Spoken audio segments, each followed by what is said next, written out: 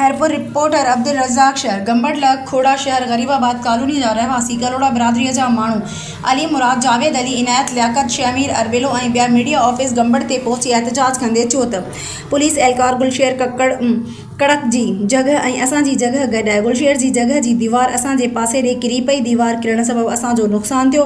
जॾहिं असां गुलशेर कड़क खां पंहिंजे नुक़सान के बारे में ॿुधा त असांजो नुक़सानु थियो। असां ग़रीब आहियूं, नुक़सानु भरे ॾियो।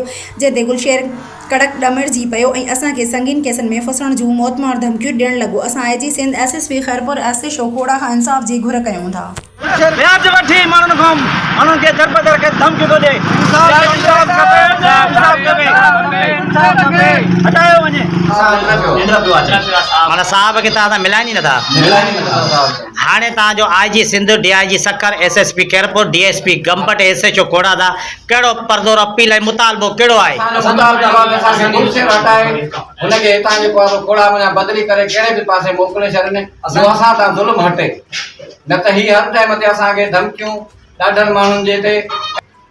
जी हाणे असांखे अपील इहा ई था कयूं IG सिंध ऐं गुलाम नबी साहब उन खां इहा ई था कयूं त असांखे हिन जो जेको आहे हिनखे हितां हटायो वञे खोड़नि मंझां ऐं असांखे जेको असांजो नुक़सानु थियो आहे उहो असांखे पंहिंजो अदल मिले। उन शइ जो जेको आहे भरे माना तव्हां अदल इंसाफ़ कयो वञे। अदल इंसाफ़ कयो वञे।